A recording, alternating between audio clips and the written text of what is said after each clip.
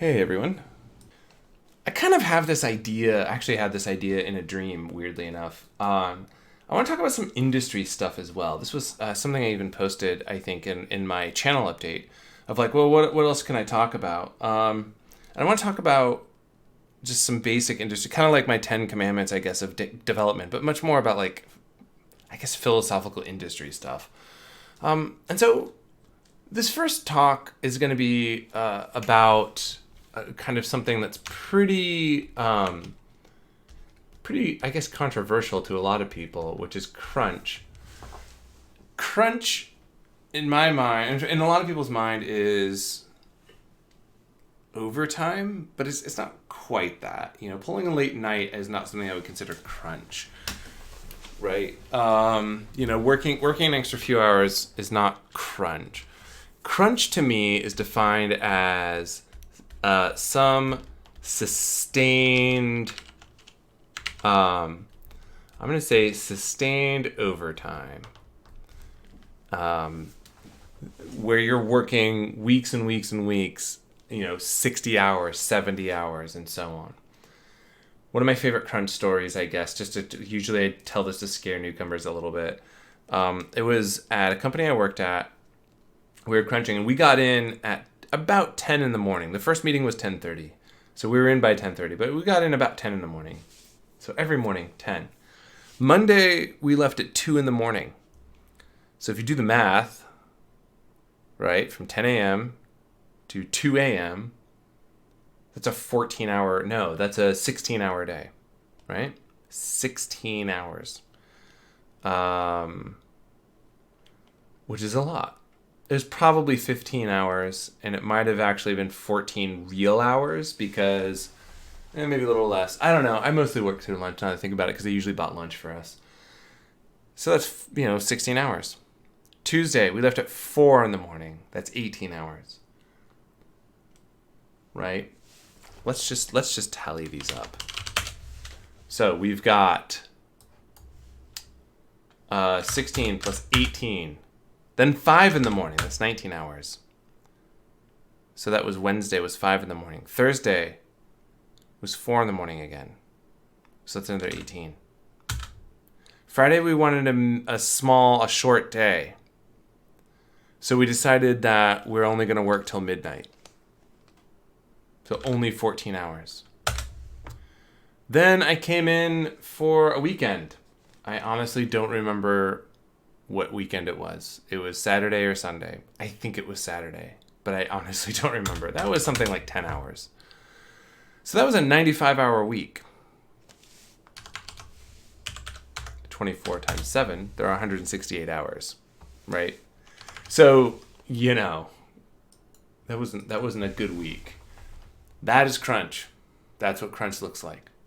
There's a light crunch that you sometimes get. Hey, everyone work a couple extra hours every day. All right, that's 50-hour weeks. It's something. Crunch is often, not always, but it is often unpaid. Engineers, designers, artists are usually salaried employees. You're exempt from overtime. Salaried. So that means you get, you make 100K or whatever it is, you're just going to make that. You don't get overtime. Overtime pay, I should say. So this is what crunch is. So I want to talk about some of the philosophies of it. I basically want to talk about 3 things. One, I want to talk about philosophy. I'm pretty sure I'm not spelling that correctly. 2, I want to talk a little bit about the ethics of crunch. And 3, I want to talk about taking care of yourself. Because I know I have a lot of students on this channel. Taking care of yourself. So because I have a lot of students on this channel, I think this is a good thing to talk about. Okay, let's start. Philosophies of crunch.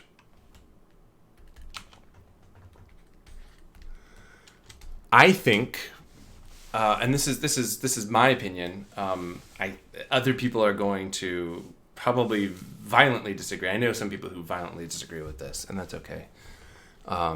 It's it's just my opinion. I think some crunch is inevitable.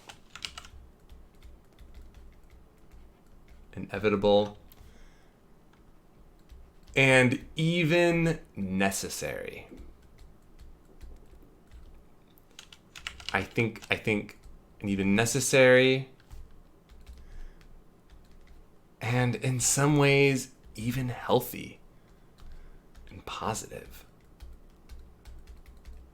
Okay, so this is quite the statement, right? What do I mean by this?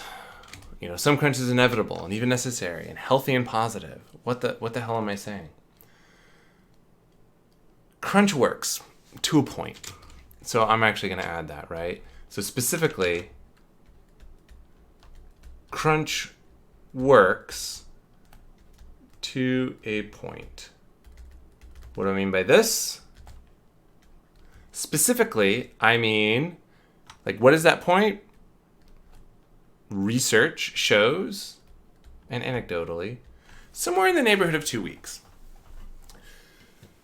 I think, why is crunch inevitable? Because ask a farmer preparing for harvest.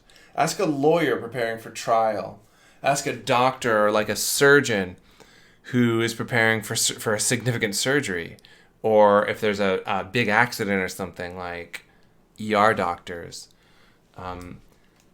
Ask any solid professional, an actor dealing with making a movie, right? I'm not saying that it's wonderful, but I am saying that to produce something of this quality, sometimes you have to go above and beyond. You have to. That's the nature of the work. Right? Sometimes you just get into furious mad coder mode, and the best thing to do is to ride that wave out. Sometimes, you don't get to choose when creativity strikes. Sometimes it strikes at 2 a.m, or for me, 5 a.m. when I'm trying to go to bed. And it's well, shit. I guess instead of going to bed, I'm going to, spend 4 hours and write this big long thing. Oddly enough, I find it harder to crunch. I find it harder to work more days. That's me personally. I'm going to talk about this a little later in this sort of video. But as a personal thing, I find it harder to work more days. I find it easier to work longer days. That's just me. I get into a momentum. So why break that? There's something that builds this camaraderie between the team. Okay, let's solve this problem. And it has to be a specific problem. Here's what's going into the build that we're going to be making and shipping off as a demo.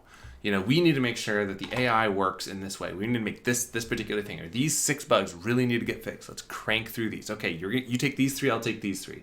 Hey, I'm done with my 3. And you still have, you're still working on 1, and then there's another one left over. Let me take that one, right? It's let's get this shit done. And I think that that's healthy. And I think that that's good for a short, sharp burst. It does not work if you're working months on end. Oh man, it does not work if you do that at all. It works if you do it for a couple of weeks and you just burn through those weeks and you will get some quality. And then after those 2 weeks, you have to rest. You have to slow down. Take a day off. Take a, not just a day out, take a long weekend.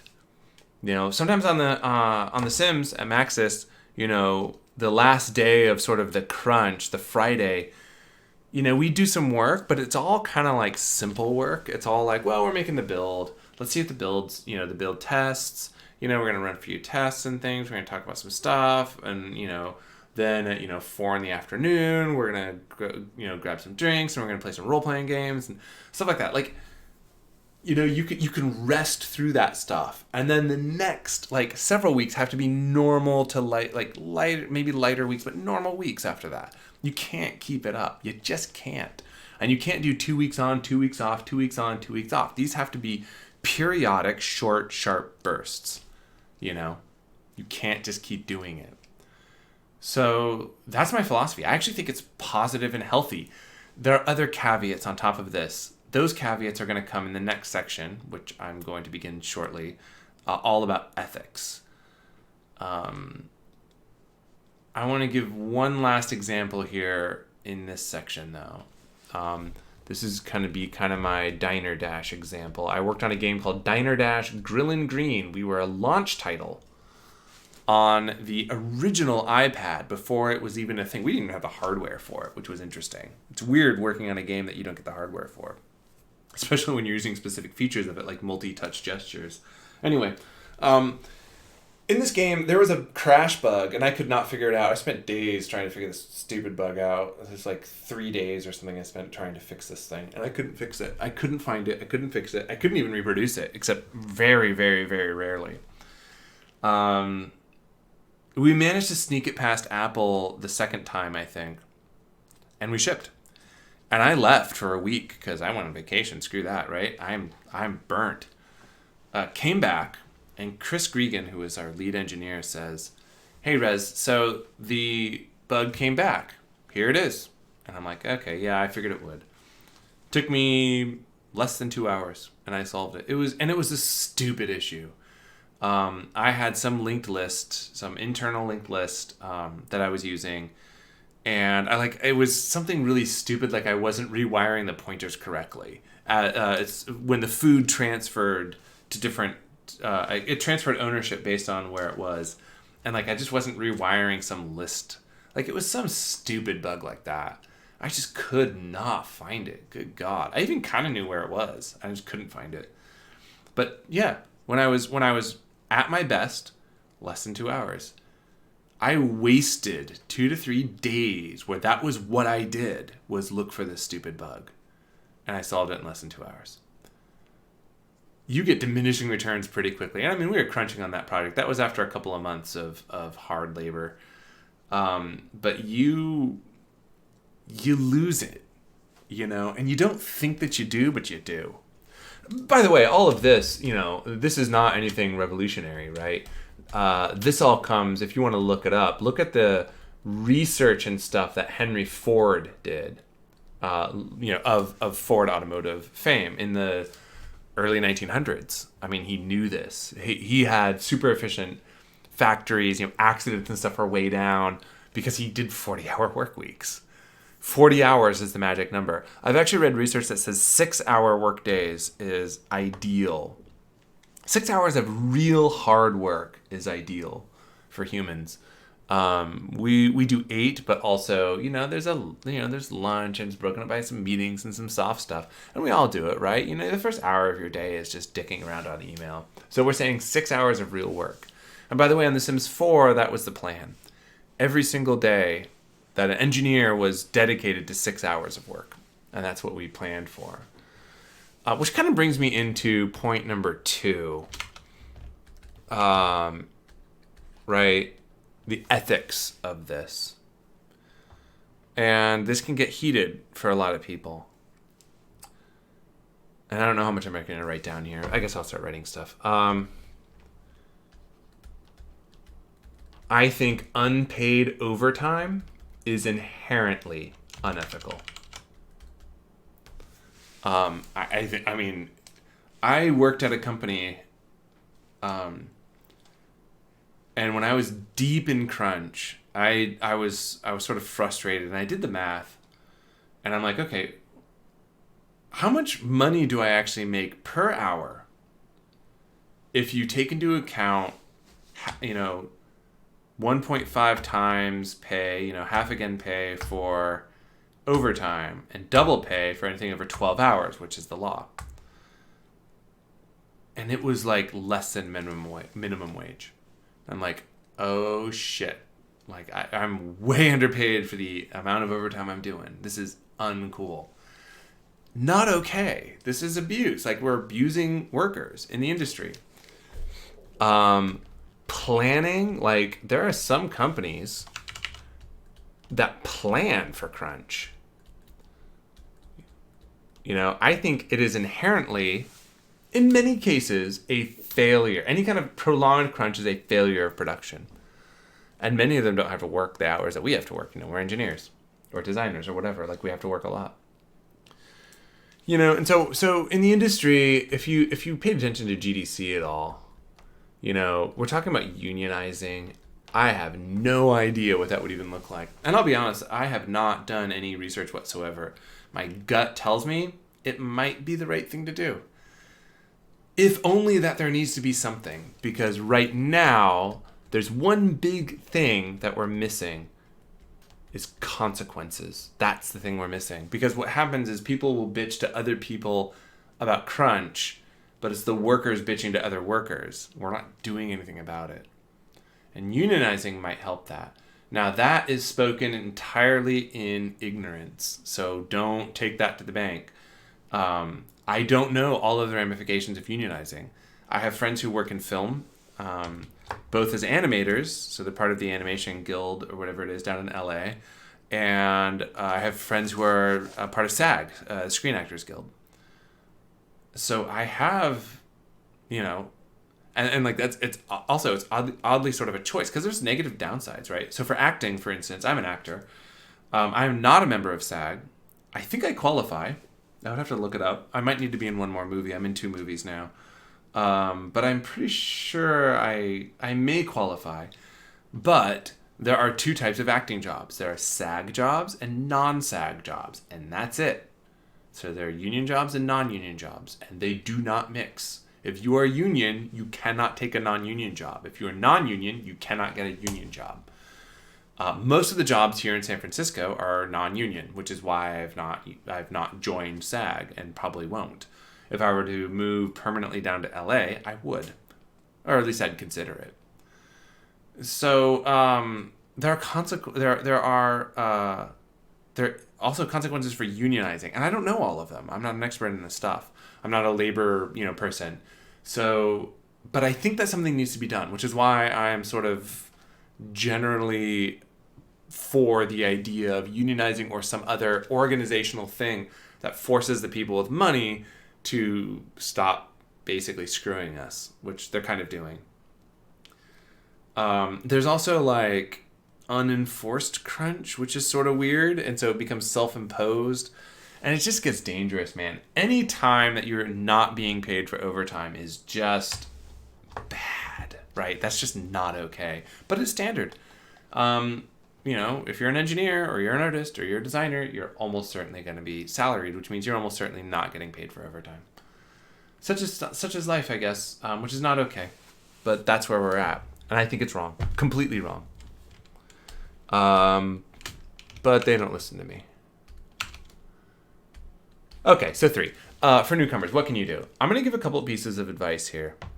I'm going to kind of tell you how it is. And this is not going to be popular. And I've actually had this argument with friends of mine.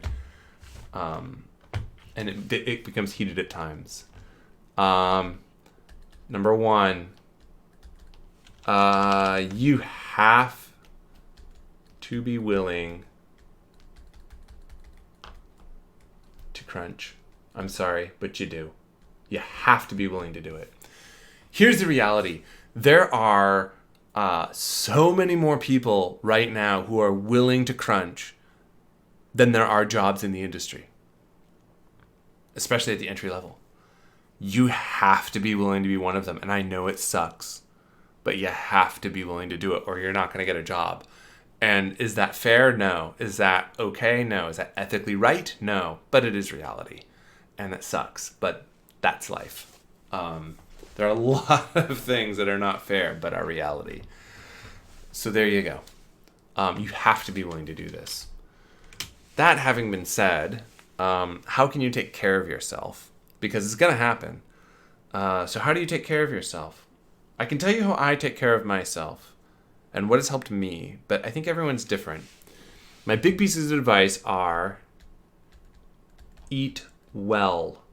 And I don't mean, like, it's really easy to, especially when you're young, you're in your early 20s, it's like, well, my breakfast is a Coke and some Skittles.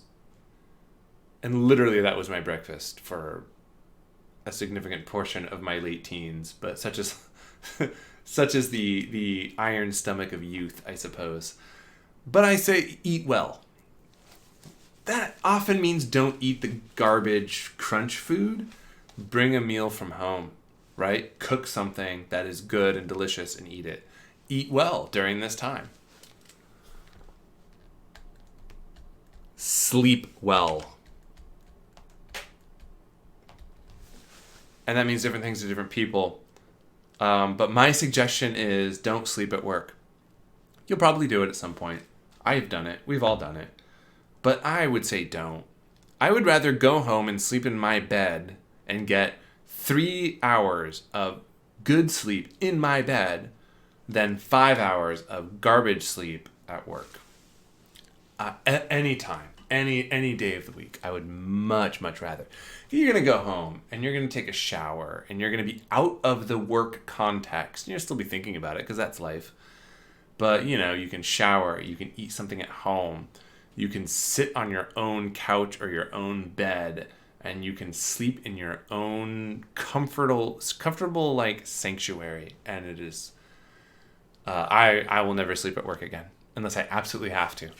Last time I slept at work, I was fumigating, years and years ago. And I slept at work because I don't have anywhere else to sleep. That company didn't even know that I did that. So keep that between us. Okay. Eat well, sleep well. For me, this is me personally. I prefer sprints to marathons. And I just realized that this is actually true in every aspect of my life. For example, just physically, I don't have a lot of endurance. I'm not someone who's going to run a marathon. But I can get up and go. I can sprint if I need to. I do theater shows. And I can bring the energy for the hour and a half, 2 hours that I need to be there with, my full-on energy. And I can crank it to 11. And then I'm going to go home and I'm going to be really tired. Because I'm probably not going to be able to do that a whole day. Although, I guess I have in the past. But, stage adrenaline. Anyway, my point being, personally, different people are different. I would personally rather work a crazy number of hours during the week and then get a weekend. I worked, after GDC, I had to catch up on some grading because they sort of shifted around some schedules. And I worked 14 and a half hours in one day. And then the following day was 12 or something, I don't remember. And I just had to do it. And I actually probably could have pushed myself a little more and gone further. And that's the whole thing. Like, once I get into that work mode, I would rather stay in that work mode and get nothing else done except work stuff for the whole time that I'm awake. And then take the next day off. Or work a half day or something. I know other people who are exactly the opposite. They would rather work 8-hour days, 7 days a week, than, the opposite. And that's definitely not me. So learn which one you want. I'm just going to put a little arrow here and say, this is me. But figure out which one is the right thing for you.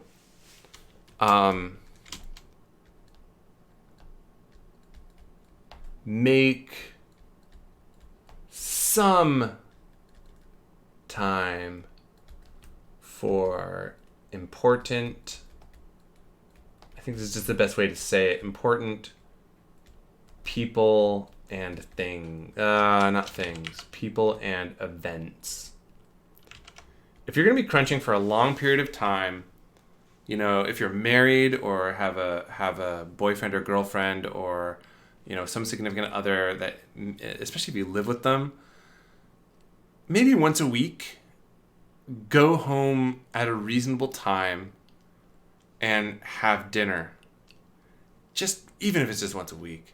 I had an improv class that I was taking during the last big crunch on The Sims 4, and it was every Wednesday night, and I would go to that class. Every Wednesday night, I would leave work at 6, make it to my class, have that class for 3 hours, and then drive from that class back to work and work another 3 or 4 hours.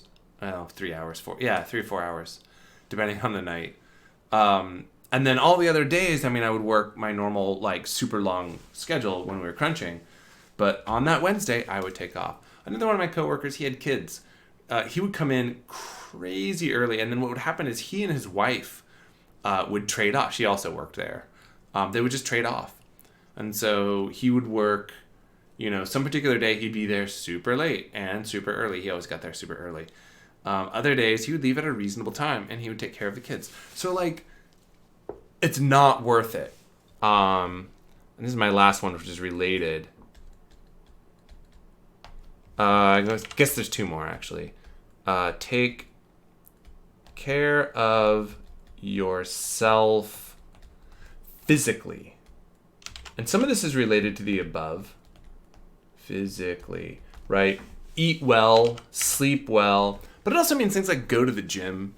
Even if it's something simple. I do theater, so that helps keep me active. And I would do that. I'd take off for half an hour and go for a walk with, with one of my coworkers or something. Like, just some people would take their dinner break and go to the gym. So do that. Take care of yourself emotionally. This stuff is hard. It really is. For me, a lot of times this means taking some moment to do something fun. Playing a game or something. Take care of yourself. Like, don't burn yourself out too much. So these are my tips for dealing with crunch. There's a bunch of stuff here, right? There's like my own philosophy. Yeah, it's inevitable. But you should not let it go for more than a couple weeks. And I think the vast majority of your work weeks should be 40-hour work weeks. Mine certainly were on The Sims. As much as The Sims 4 crunched hard at the end, and there were certainly moments of crunch all over the place in that project. If I summed up all of the hours of all of the weeks, most of them were 40-hour work weeks. Some of the ethics behind this stuff, and it's terrible. I know. And there are some things that we can do about it. We can keep talking about it and stuff like that. And then just some stuff to help keep you sane and keep you healthy during those crunch points. So anyway, I don't know. I hope this was useful. This is, kind of industry stuff. I'm probably going to talk about more of this kind of thing as time goes on. I think these types of conversations are really useful. Just how do you deal with stuff? I've got a few other ideas, how to tackle technical interviews and stuff like that. So yeah, I hope you found this useful. I would love to see, if you guys have any thoughts, especially, on some of the philosophy stuff or some of the ethical stuff, or even just how you take care of yourself when you're busting your ass. Feel free to leave some comments. I'd love to hear how other people deal with this kind of stuff, And if you disagree with me, that's cool. I'd love to hear why, and what your thoughts are on some of this stuff. I think that's great. These types of conversations, I think, are really important to see where people come from. Okay, so that's it. I hope to see you guys next time, and until then, keep having fun.